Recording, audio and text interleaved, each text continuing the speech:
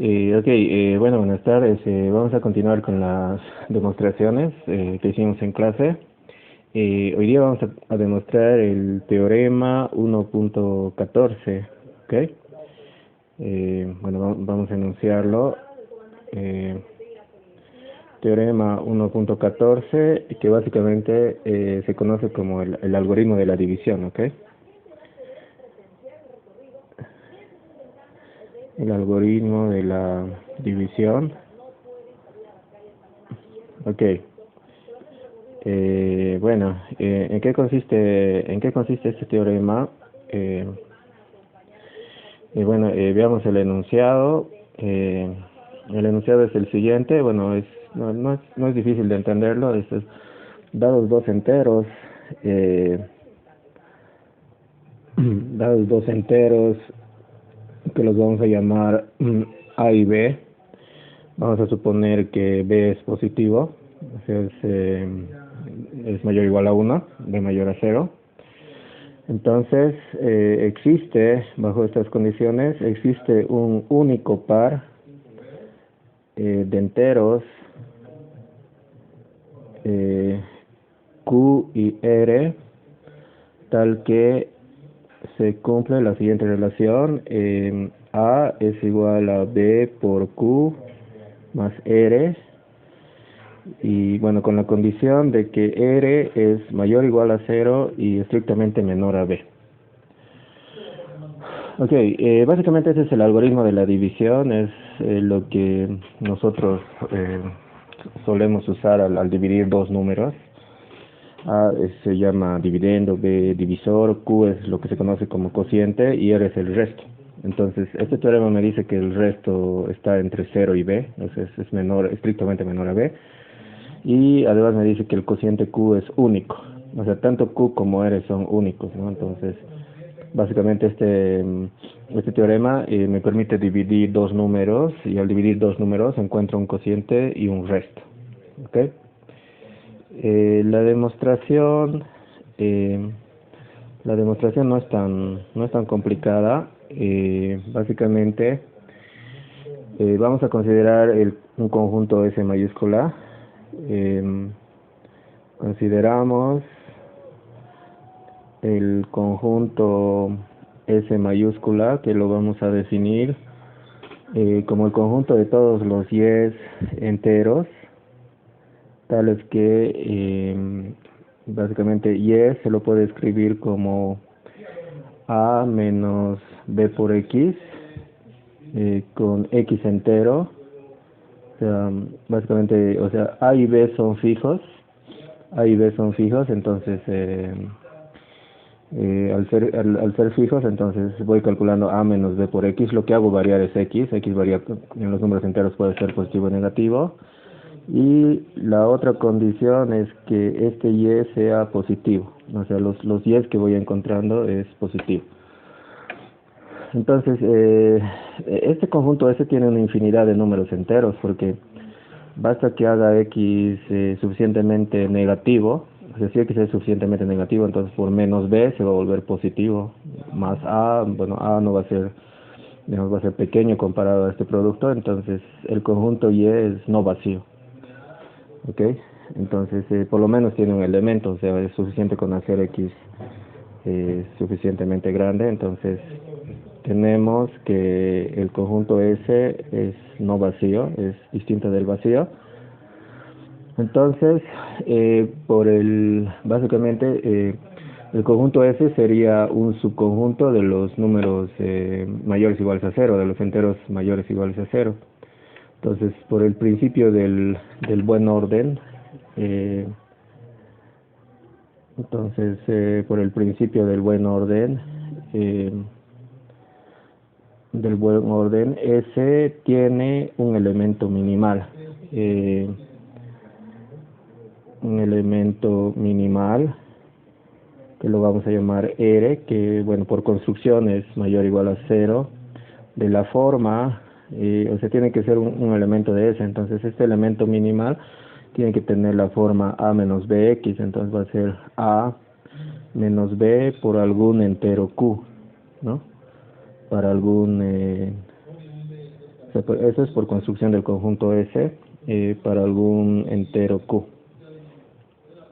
Ok. Entonces, este R es el elemento minimal del conjunto S. Ok. Es el elemento minimal del conjunto S. Entonces, tenemos que, bueno, acá tenemos que, bueno, de la igualdad anterior tenemos que A es igual a B por Q más R. Ok, despejamos A de la anterior igualdad, entonces ya vamos a tener acá nuestra relación 1, o la de arriba. Solo faltaría demostrar que R es menor a B. Entonces, eso lo vamos a hacer por el absurdo. Eh, supongamos que este R es mayor o igual a B. Ok, que es mayor o igual a B. Luego, R menos B sería mayor o igual a 0. R menos B, o sea, si R es mayor o igual a B, R menos B sería mayor igual a 0, y esto sería estrictamente menor a R, porque como por hipótesis B es un número entero positivo, entonces R menos B va a ser estrictamente menor a R, pero vemos que R menos B también es un elemento de S, porque esto se puede escribir como, bueno, el R se puede escribir como A menos B por Q, ese es el R menos B, y esto se puede escribir como A menos B por, factorizando el B, sería Q más 1, ¿ok? A menos B por Q más 1, entonces tiene la forma de, o sea, tiene la forma de un elemento de S, ¿no? Porque es A menos B por un entero, entonces esto pertenece al conjunto S, pero fíjense, el problema es justamente acá, este R menos B es menor a R, es mayor o igual a 0, y además pertenece a S, ¿no? El R menos B pertenece a S, entonces eso, lo cual no es posible, ¿no? O sea, esa es la contradicción, lo cual no es posible, eh,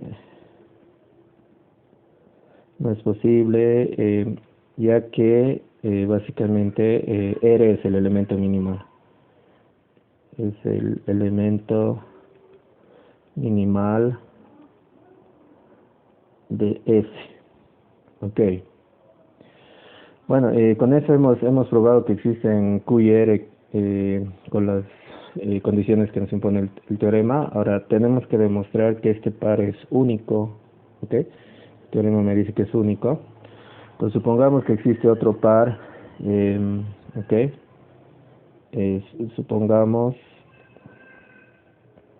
que existe, digamos, otro par Q' R' con igual A igual a B por Q' más R', y el R' entre 0 y estrictamente menor a B. O sea, supongamos que hay otro par de enteros que cumplen las condiciones del teorema. Luego, entonces, o sea, podemos escribir que como A también es BQ más R, entonces BQ más R, que es A, sería igual a B por Q' más R'. Entonces, de acá tenemos que, o sea, factorizando la B sería B por Q menos Q',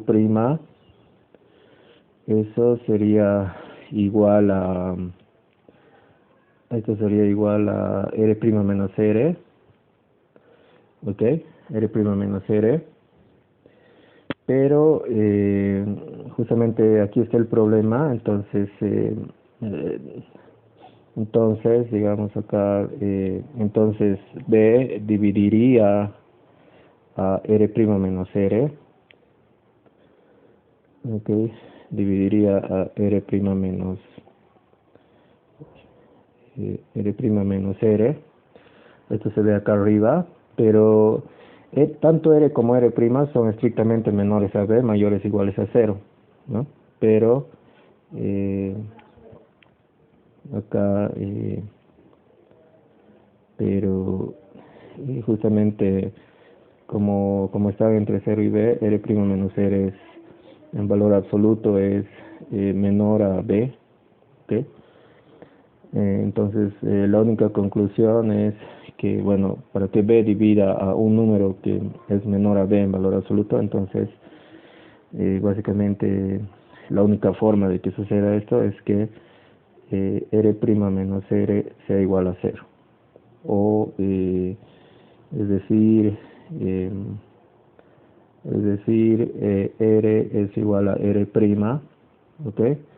R sería igual a r' y como r sería igual a r', entonces la parte de arriba sería cero, entonces q menos q' también sería cero, entonces q también sería igual a q', ¿ok? Entonces hemos probado que si hay otro par q' y r', entonces tienen que ser el mismo par anterior, q y r, ¿no? Entonces, con esto quedaría demostrado el teorema, ¿ok? El teorema. Y bueno, el R, como dijimos, es el resto. Entonces, si el resto vale cero, si R vale cero, entonces eso significaría que B sería un divisor de A, ¿ok? Bueno.